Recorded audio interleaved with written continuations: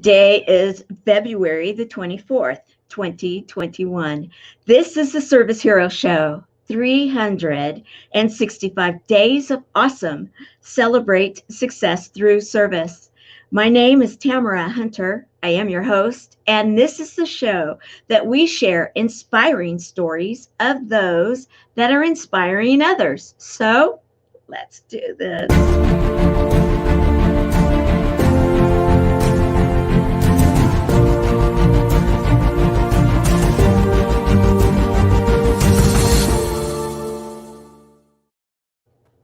Today, we have an international show. In fact, let me just say, it was so much fun getting ready to go live because our assistant producer is from Canada. I'm in California, the United States.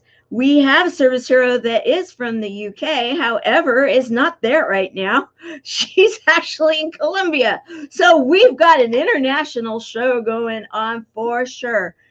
And additionally, the person that's going to actually introduce us to our service hero today, well, she's an international person herself. Let's hear from Beliana. Good morning, good afternoon, good evening, wherever you are around this world and watching this beautiful show, the Service Hero Show. Today I would like to nominate a very, very special person. She decided to do a career in politics, but the universe decided to change the direction of her wishes. Then she decided to take third and change to do a career in church thanks to her family. But again, the universe changed the direction of her purpose in life. Today, she saved lives. Hence, I would like to nominate as a service hero, the one and only Jackie Campbell. Ladies and gentlemen, please welcome her on your amazing show, Jackie Campbell.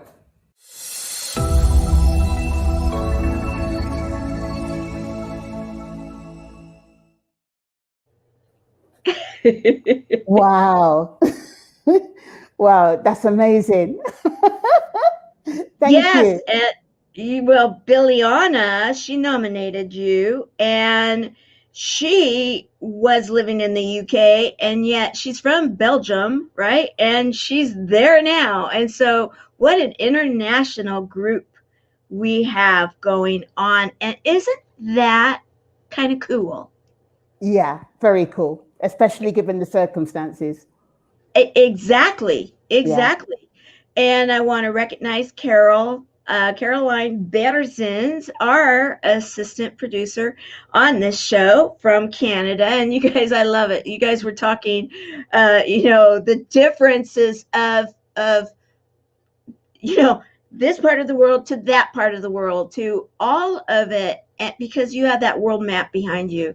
And we are live on the E360 TV platform. I want to let everybody know you can go on your smart devices and go and download the app today and follow us, follow the Service Hero Show. And hey, if you like one of the shows, this one in particular, go put the heart by it. And so that we know that you are watching.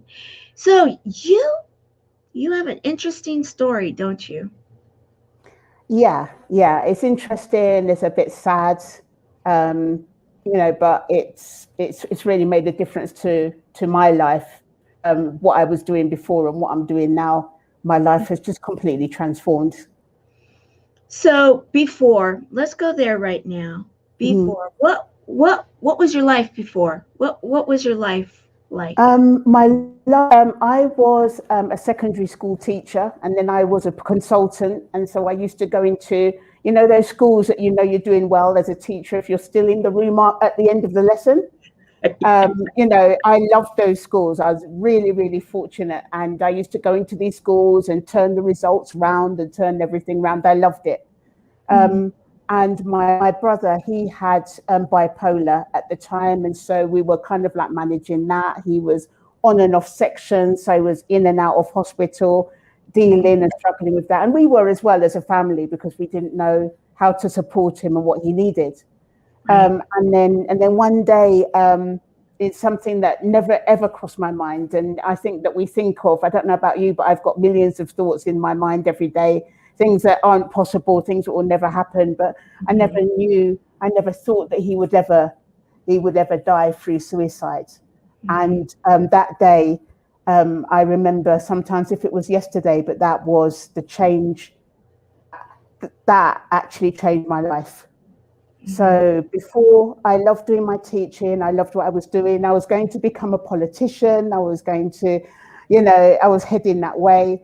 And then through the death of my brother, I saw that there was a need. And your brother, what was his name? His name's Julian. So so we've named the foundation that we in his name, Julian Campbell Foundation. And when I started it, it just made me feel warm inside, like a part of him was still alive. If that makes any sense, I looked at it. Yeah, absolutely. My eyes kind of like misted over, and I was thinking, oh my goodness, this is amazing. And then through there, because as a teacher, I saw the need. I saw children that were stressed, had anxiety, depression, that disappeared from.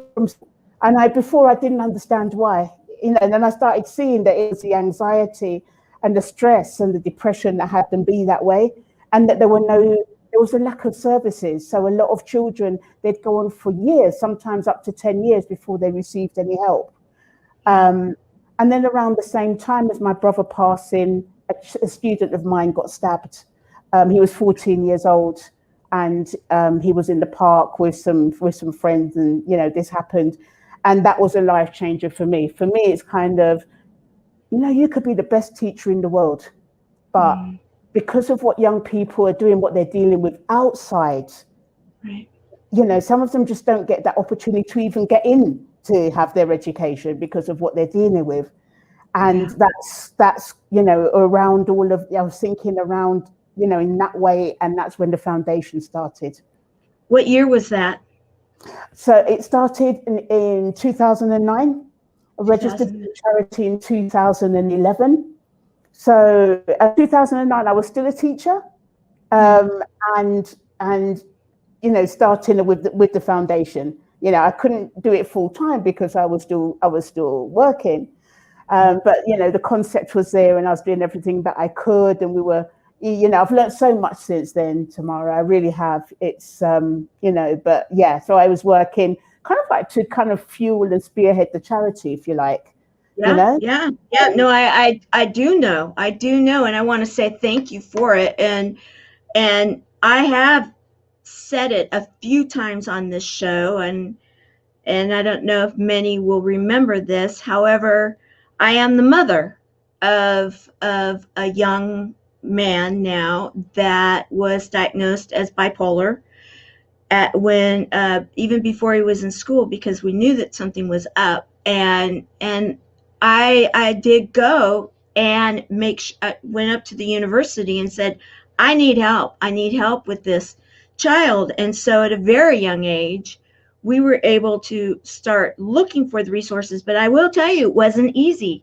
And I was here in the United States, and at the time I was in the state of Utah, and they did have a program that was for families, for kids that had some issues, either, whatever they were, and they called it the ABLE program. However, it was not an easy program to find.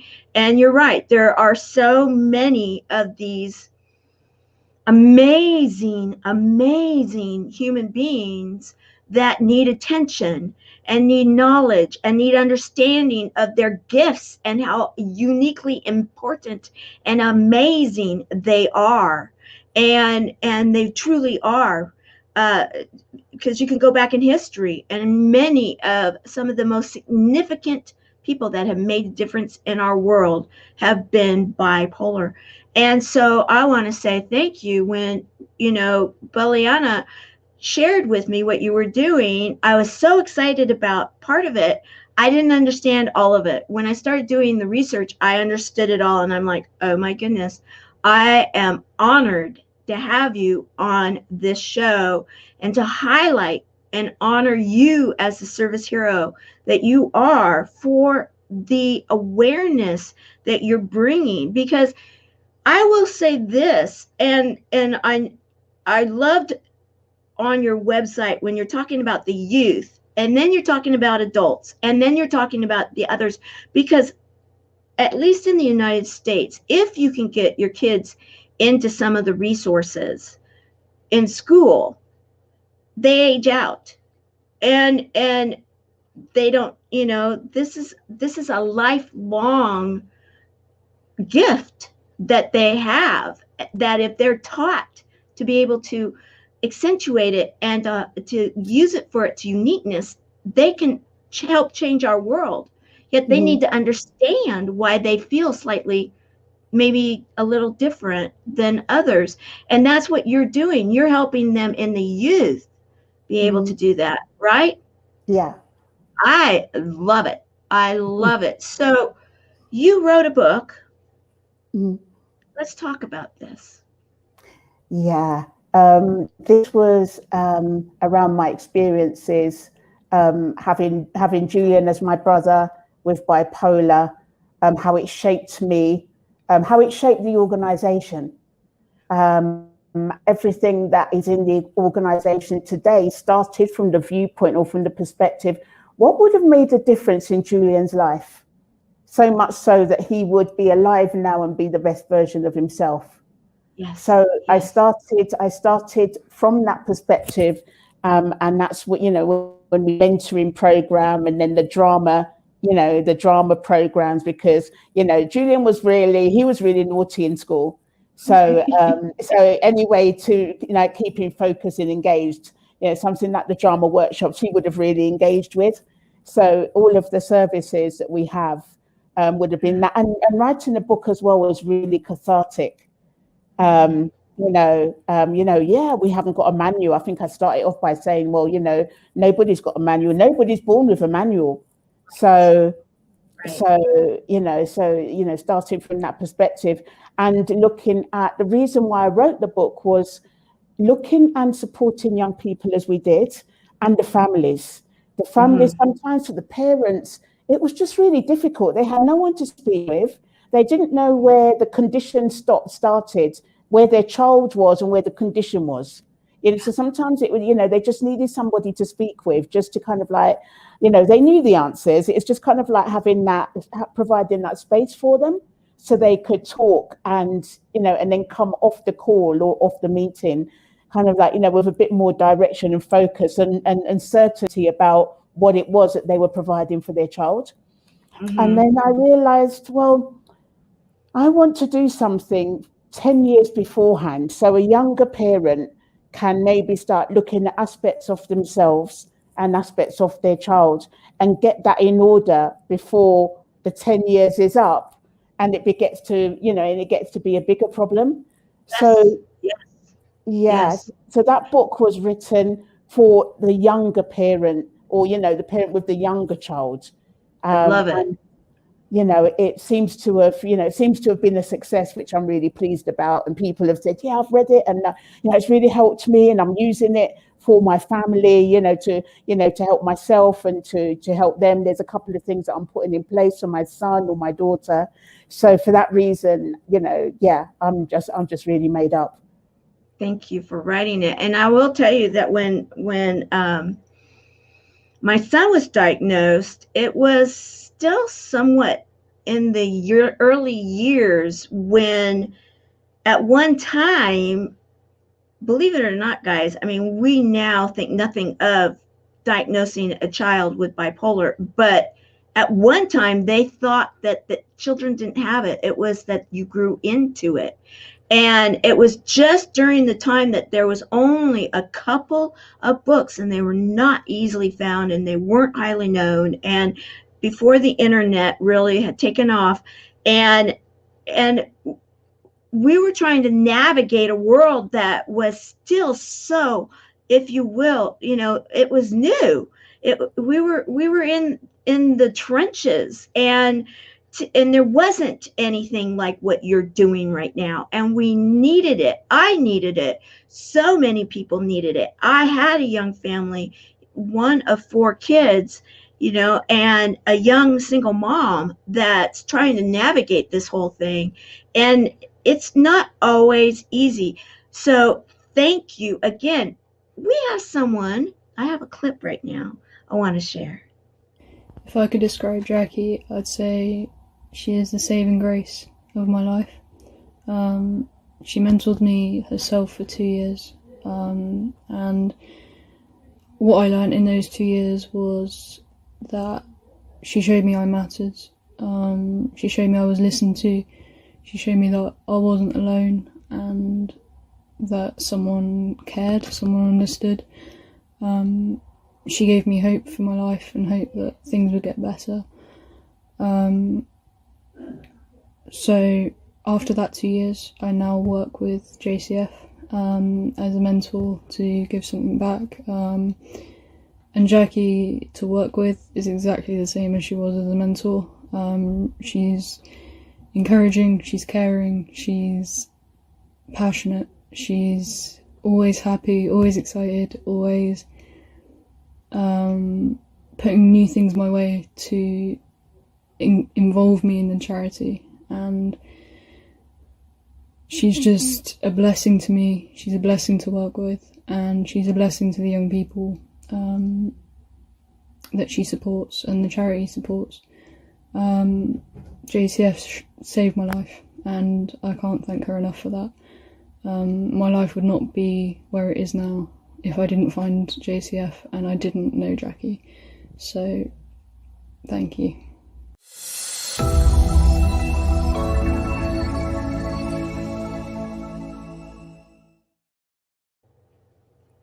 Wow. Good grief. Yeah, Tamara, I had no idea that, I had no idea. Oh my gosh, thank you. Well, you need to also think this is a combination of people wanting to honor you for what you are doing. And that story right there, I mean, when I was processing it and then again hearing it, I don't know how anybody can have a dry eye here, guys, in the house, because that is so heartfelt. That is so real. That is what it is all about when you are called to serve, and you have been called to serve. And look at that right there. You mentored for 2 years someone that, realized that they mattered. You listened to them, that someone cared, that there could be hope, and that things could get better. And now this person is now doing the same thing for others. How does that feel to you? I love it. I mean, Gemma, and we've got a couple of other people in the organization. For me, it's like, it's good for them, Yes. because of course the things that they didn't get when I was supporting her, when we support them, they get when they're working with people. They get to, Yeah. And I think that it's, Gemma has been amazing in the way that she has taken on board my comments, my encouragement. She didn't have to listen. Some young people don't listen. They're not ready to. Yeah. She was ready, and she was eager, and she, really took everything on, and she did the best that she could. And for me, she's a role model. She's a role model for young people. And the way that she has struggled sometimes to where she is now, she's the perfect person. She's far better than me, and I would put her in front of a young person before me because she's an example for them to follow. Mm-hmm, mm-hmm. So it makes me feel, I'm very proud of her, and as I am with everybody in the organization, but especially the young ones who we've supported and come back, like Gemma. Yeah. Beautiful. So this program, your charity, before COVID, who were you serving? Was it a geographic situation? Was it throughout the world? What did that look like? Before COVID, we were small. We were very small. We had less than 20 of us. That's probably including the trustees. I mean, Gemma, we were supporting because we opened up a telephone line. We didn't meet for, it must have been about 1.5 years after all of that. But the good thing about that was that it invited me to look at what was possible. We don't have to be geographically confined to North London, which we were. We could actually, there was a young boy we were speaking with in Scotland as well. So that kind of like started opening things up. For me, it doesn't really matter where they are. There's a young person that's come to us, and let's do everything we can to save them and give them what they want, and then let them go on their way. So so before the lockdown, we were very small, and sometimes it was quite frustrating for me because I wanted us to extend and grow, but we just didn't have that opportunity. So I mean, I know it's not about numbers, it's about the quality. And what I loved about our team, what I love about our team, is the quality of the services they give, and they save lives every day. And I wanted that to be out there in the world. Absolutely. I 100% agree. I 100% agree. And in fact, humor, hope, heart hugs, and a whole lot of love. Those are the words that we use for the charity, the nonprofit that I'm the co-founder of and president, that this show really does in many ways. It started because of supporting them and giving them a reason to be inspired by inspiring stories of those that are inspiring others, and so that they would want to get through the day, because there are many that struggle for different reasons. And so you said it so beautiful that pre-COVID, yes, a lot of brick and mortar, a lot of charities, a lot of nonprofits were really working in their backyard because that was the model for many, not us, but many, many, many. And now, because of COVID, either they've gone under, or they flipped it and they started looking at the possibilities of how they can serve. And you just shared that now you can share your services and save lives, and it doesn't matter where they are. It depends on, are they open to being a part of a community that cares, being a part of people that want to see them live to their very best possibilities, like you were saying. That is truly beautiful. I have here a picture that you have on your website, and why don't you tell me about this? Yeah. So it must have been, it was 2000, this was actually in 2018, but I want to start the story in 2017. So I'd just written the book, and that had wowed me, because I never thought that I would, I never thought, that would be a name or a title that I would have. And I wanted to promote young people. I wanted to kind of get out there. So we started writing to celebrities. And then we ended up, actually, I wrote to a manager asking for a group called Right Said Fred. I don't know if you know them at all, but Right Said Fred. They sang something called "I'm Too Sexy for My Shirt." Oh yes, of course I know that shirt, or that song. I think everybody. Yeah. Yeah, I got that. I know that. I didn't know who sang it, but I can. We all can mimic it, right? It's always that fun beat and fun feel to it. Yeah. Okay. Yeah. So I wrote to the manager asking for Right Said Fred, whether they would be able to support a charity, and join the youth wellbeing movement. And the manager contacted me and said, well, Right Said Fred are not available, but Tito Jackson, who used to be one of the Jackson Fives, is available. He'll be in London. can you work with him? And I just thought, wow, hello.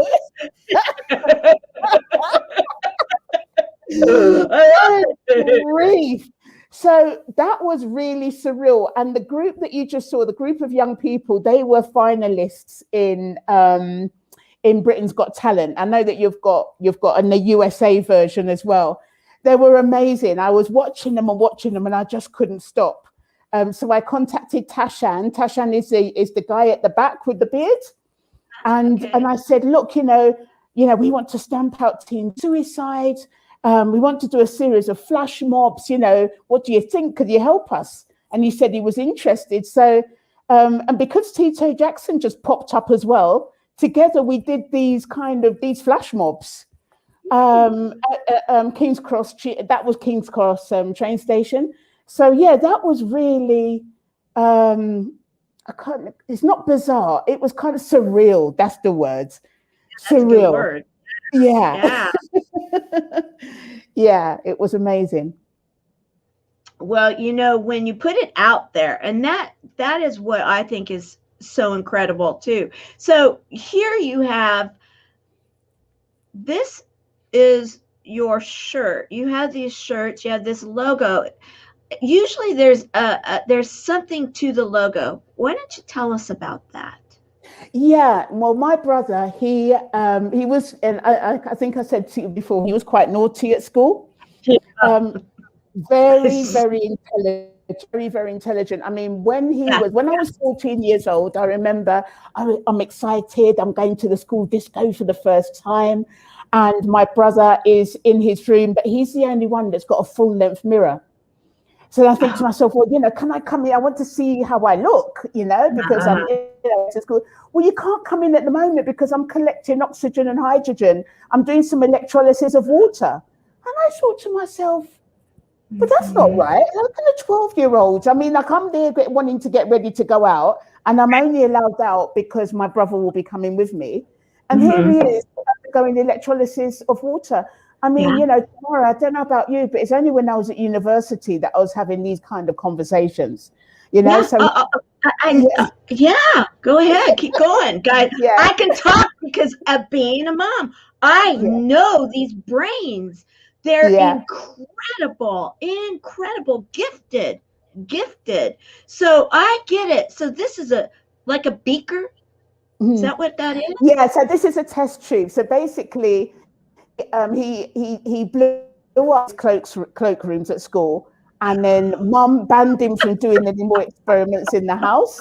And so she said, you have to do it in the garden. He built this kind of shed, or this outdoor shelter, and he did all his experiments in there. And by this time we're doing A-levels. So, we're kind of like, sorry about this, Tamara. We're kind of like stealing these test tubes and putting them in our bags and kind of like creeping out and then going and giving them to my brother. So that is, so the meaning of the, sorry about that. We were young, we didn't know it. There was a few naughty people during school. And you know what? He actually, the highlight of that was that, I don't know if you know about the group 1 metal, potassium, and they're the most explosive metals in the periodic table. My brother actually stole a jar of potassium. I mean, they're so expensive, they're so reactive, they have to be stored in oil. So he took it. I didn't know what was going on. All I saw was him and his friends in my back garden. I came back from school and he's throwing this potassium in the pond. And, you could see all of the lilac and the lights just sparking off. It was just like, Julian, what are you doing? So, it was just, he was just far out, Right. Yeah. And so that test tube, and with all of the bubbles and the explosions, kind of like represents him, his mind, and how he was. I see it. I get it. I get it. In fact, very interesting fact, and that was that my son, when he was in elementary school, he had a certain, if they're interested in something, they have a steel trap brain. And so he used to be like a party game where people would ask questions about this subject matter, and and they'd have like something to look it up because it's pre-Google kind of thing. And it would be like, oh my goodness, he's right. Okay, another one. And it was like, like party games. And I'm thinking, you're not going to trip him up because he knows his stuff, because they really are so brilliant, brilliant. And that's why I love what you're doing. And so I want to share this too. So you go out there. Is this pre-COVID or post-COVID? This is pre-COVID. So I was in Colombia for the first time, actually, about 2 years ago. And then I got this offer to be on a show. And I'm thinking to myself, well, I'm in Colombia. This is in London. What am I going to do? And I spoke with a couple of friends and they said, well, you've got to do it.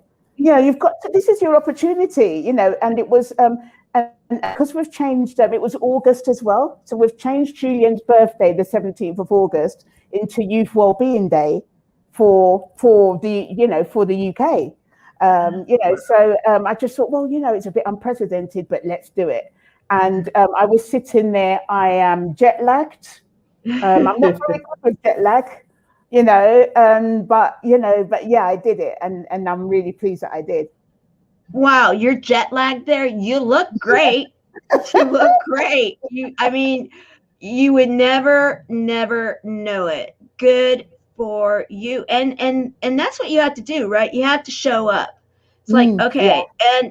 And people don't understand that about starting something like a foundation, a charity or something in the very beginning, because you need to get that third-party validation. You need to get that name out there. You need to let them know that you're actually making a difference. Mm-hmm. And as I was listening to you in various different clips and different things, that's what you're right now doing. You're now at that educational piece, like, okay, we are making a difference. And in fact, so much so, I have one more clip that I want to share with you, and let's share this. Hi, my name's Jamie Cooperman. I'm a mood mentor with JCF, and I've been asked to say a few words about Jackie Campbell, who I met actually not that long ago. I think it was back this past September. I went through a volunteer website and connected with her foundation, the Julian Campbell Foundation, and I received correspondence right away, got right into the mood mentor training program, and it's been an amazing experience since then, getting to know Jackie, getting to work with Jackie. She's an incredible human being, and you may already know that she has taken a personal loss in her life and turned it into her life's work and her mission with the foundation to stamp out teen suicide. The foundation does incredible work mentoring youth and helping them manage their well-being, and it's been my pleasure to be trained and become a part of the mood mentoring team. I've also been able to join as part of the social media team, as well as I'm going to participate in a parenting group. One of the gifts that Jackie has, I think, besides her incredible laugh, is her ability just to sort of like tap into who you are as a person, as a volunteer, and help you, I could cry, help you discover your own gifts and how you can find those things within yourself that you didn't know really existed, and put them out there for other people and to help others. And the pandemic has been a very challenging time for so many people, and I'm so grateful that I met Jackie and I'm able to participate and not only help others but grow myself, which has just been a huge gift. So she's an incredible person, and I'm honored to know and work with her. Sorry, I didn't mean to get all emotional. It just came out. Anyway, thank you.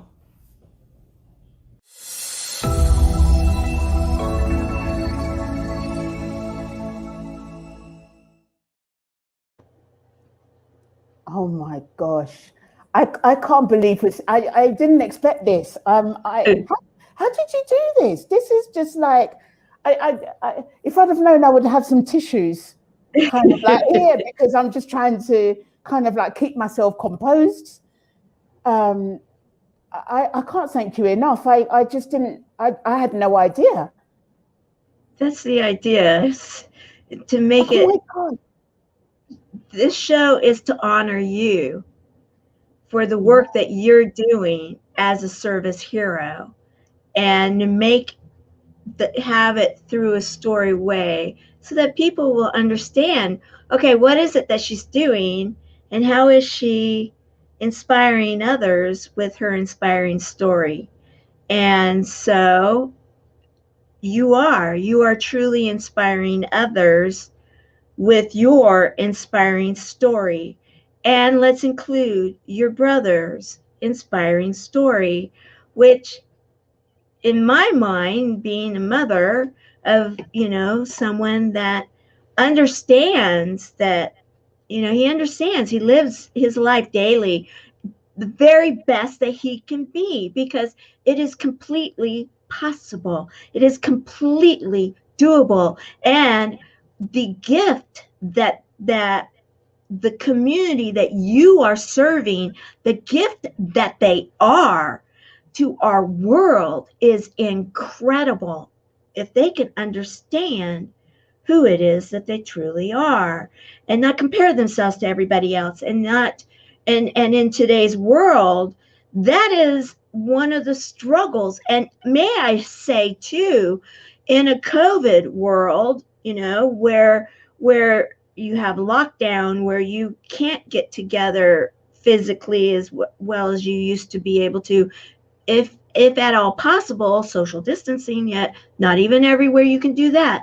And when you start putting kids in general in this kind of situation, and parents and families and everyone, it the best of families, it's a struggle.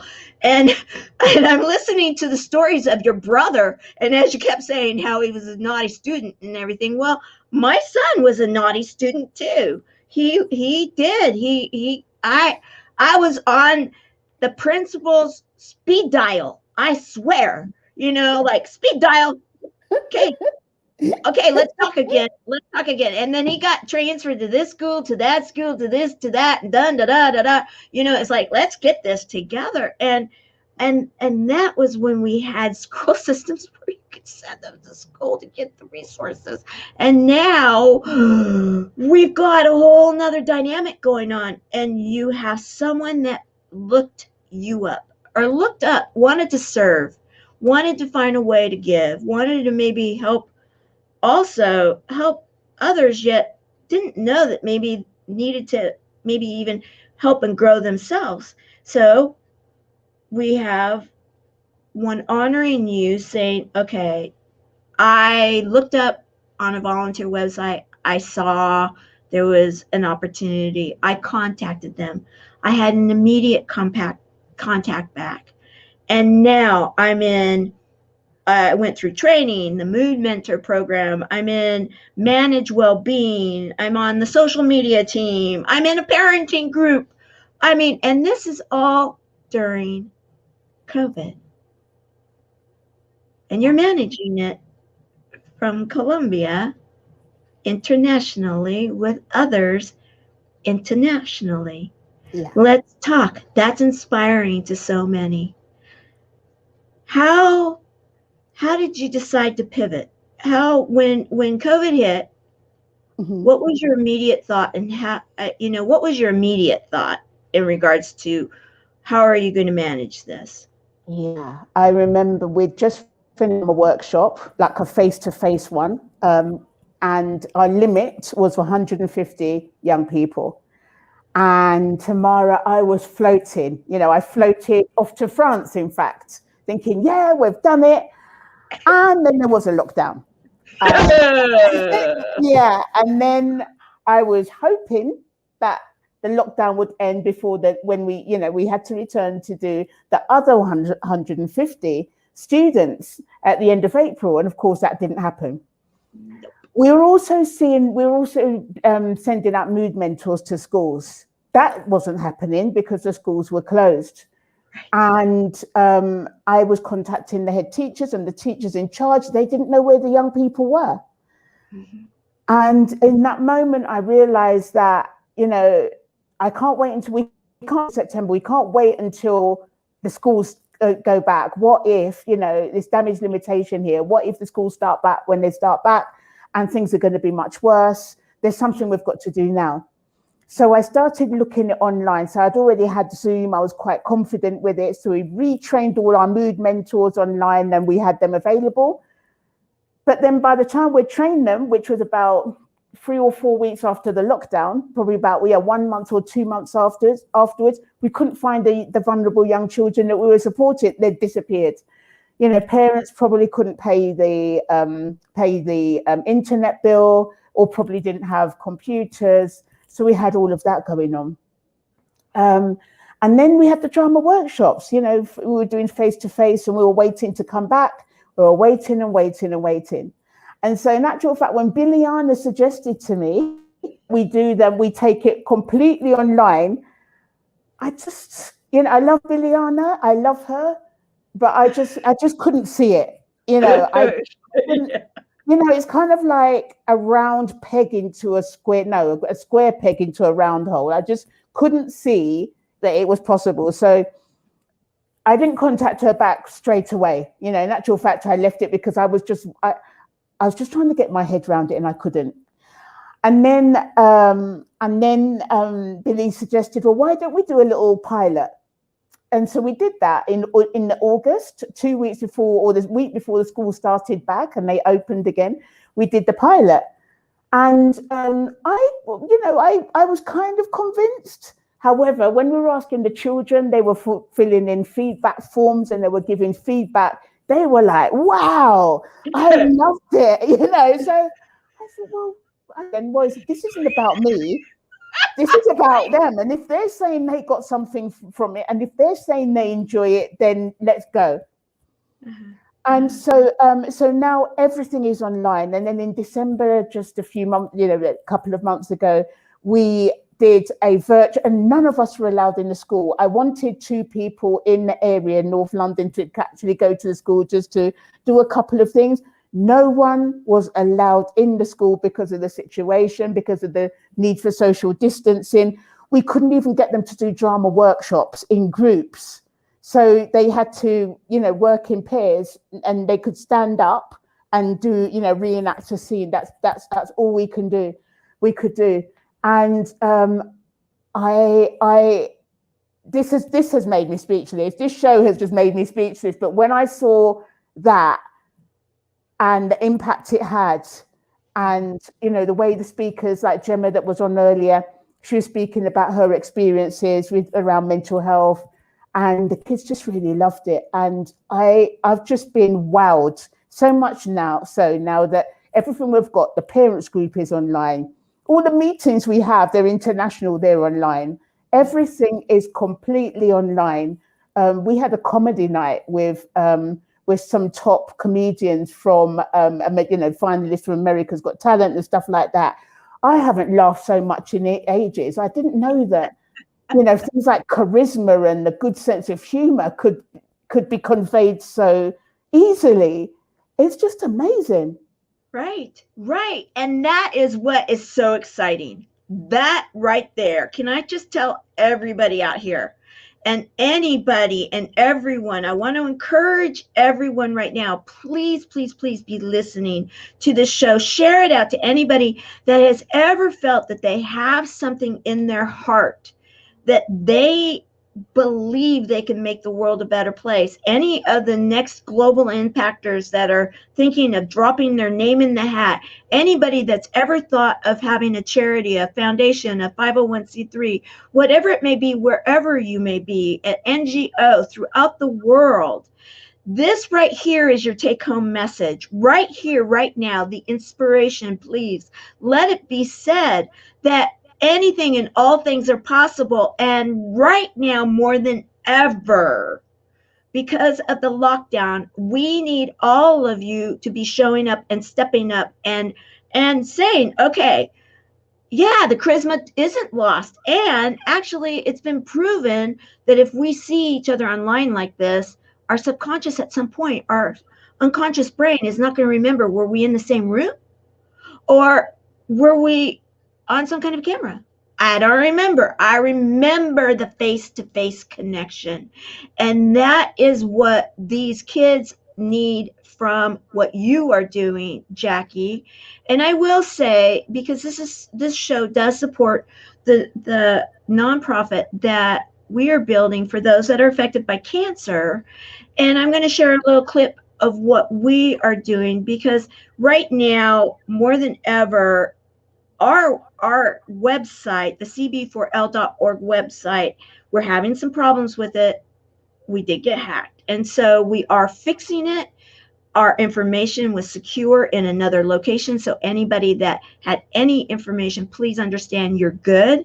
However, I want people to know we are still alive and well, just because there's so many different resources. So I'm going to share this right now and then let everyone know how you can get a hold of us while we rebuild.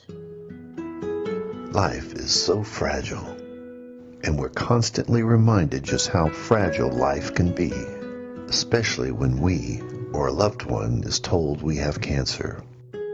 Cancer survivor myself, I can tell you, we still feel very alone in this journey. There's a study that's been showing that patients who are socially isolated have a worse prognosis, have a worse outcome than patients who are socially interconnected. Buddies for Life is a non-profit cancer support group for those whose life has been impacted by cancer. We'll match you with the perfect buddy. Humor, hope, heart, and hugs. Humor, hope, heart, hugs, and a whole lot of love. We're offering you a free membership, so please sign up today. Share this with your friends and family, and support this community in every way you can. No one should face cancer alone. I am a chemo buddy for life. We are a buddies network. No one does cancer alone. Be a buddy. And we are all here for you as a community of love. We are chemo buddies for life. And if you've heard 3 words, you have cancer, for yourself or someone else, you belong with us at Chemo Buddies for Life. Healing through connections.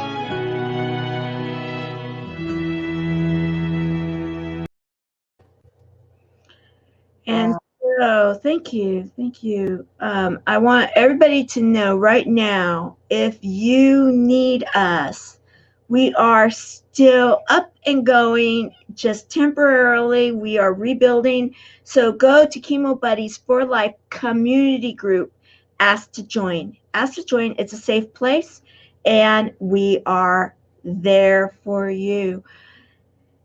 It's incredible, the resources that are out there if you're willing to be creative, if you're willing to ask for the help. I love the fact that you reached out to the actors and the actresses, to the musicians, to the comedians, to all of these different people to join you in your quest to change teen suicide, the suicide not only for teens, but for those that are struggling with emotional and mental issues, that they don't understand how amazing they are. They don't understand it until they understand it. And then when they understand it, then they can help others to understand it too. And that's what you are doing. That's got to be feeling incredible. Yeah, it's an amazing feeling. It's, for me, it's it's not about money or anything like that. You know, I don't have a salary. And for me, one of my conditions of satisfaction, I know that I've made it when, you know, when all of this has stopped and teenagers aren't going through what they're going through, you know, at this moment in time. So, you know, that's, you know, I'll stop when that is done. Yeah. And I can see that this foundation is something that it's a legacy, right? It's a legacy to your brother and yourself. Yeah. What do you think your brother would say to you right now? Wow.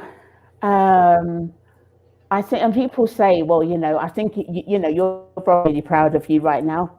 You know, we were really close, and, you know, part of me never thought that I'd live without him, you know, and in this way, it's kind of like he's still alive, if that makes any sense, because every person that we're making a difference to, it's kind of like, you know, okay, we weren't in time to learn the lessons from him. So, you know, we use the lessons that we've learned, what happened with him, to save somebody else's life. So, you know, so hopefully he'll be happy about, you know, about us using, you know, putting all of this to good use, really, all of our lessons that we've learned.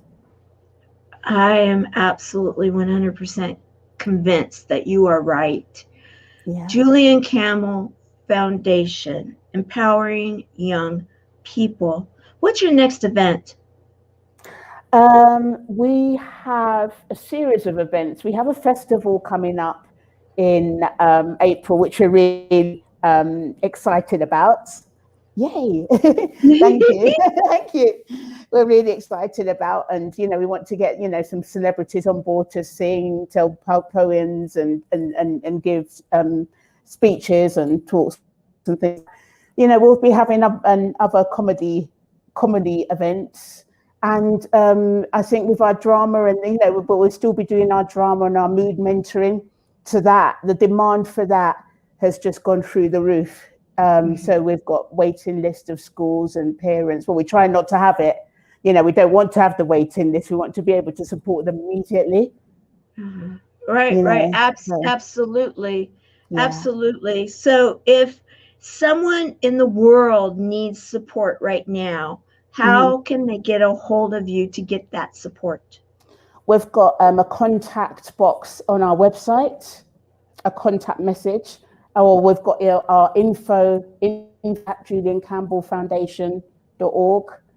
We've now got an admin at juliancampbellfoundation.org, because, you know. What was that one? I didn't catch that last one. Admin. Oh, admin. Yeah, we've got admin at juliancampbellfoundation.org. And yeah, you know, and we're present on most of the social media websites. So, you know, so we've got somebody managing our Facebook, you know, one of our ambassadors, Colette, she's great. So, you know, you can write any personal message on Instagram, Facebook, Twitter, LinkedIn, and we'll get those messages. Excellent. What is it that, if someone is watching right now and says, I love Jackie's mission, I love what she's doing, what is it, if you had a wish list, that you could say, our organization, our foundation could really use whatever it may be, what would that be? We need right now more. I mean, we've got an amazing group of people, you know, so mood mentors, you know, we need more. You know, we've got about 40. It's gone up from 10 to 40 plus, but still, you know, as we're serving more people, we'll need more mentors. The drama facilitators, the ones that do the drama workshops as well. You know, anybody that fancies becoming a trustee, because now we're growing. They used to just be me and another person, or just 3 of us. You know, now we've got 4. But if anybody wants to, you know, sees himself as an ambassador, they, you know, promote our services and talk, you know, and help us that way on social media, whichever media they want to, really. That would be great. Or if they want to do any fundraising events for us on our behalf, that would be amazing as well, because with the increase in demand, it's kind of like, some of the schools that we're in, they haven't got the fees, or some of the parents or some of the children we're supporting, they wouldn't be able to pay, but they deserve this support. Absolutely. I understand 100%. Yeah. So as we get ready to close, what I would love to know from you is, what would you like to leave us with? What kind of a nugget? What kind of words of wisdom? What would you like to share to inspire us now? You have inspired us with your story. Now I want you to be able to share your words with us and inspire us before we close. Well, I don't think that's possible, to be fair, because you are really inspirational. But what is that we're all trying to fit in, and we're trying to do what we think we should be doing. But really, the most important thing is to look at what makes us different and why we're here, and focus on that and grow that. That's the most important thing to do. I love it. Isn't that the truth? Focus on why we are here, and then take that and grow that. Yeah. That's beautiful. And isn't it so true? And all of you that may be watching, we have quite a few that are in a certain age group that watch us on this show through Amazon Fire TV and Apple TV. And if you are one of them right now, and in your group of people, in your sphere, in anyone that's watching this show, live or in replay, this program is going to literally save lives. We have epidemics out there, and not all of them are considered COVID. We have teen issues, we have young adult issues, we have adult issues that come from mental and emotional differences. Not that they're sick or in any way anything other than gifted, and they need to understand that.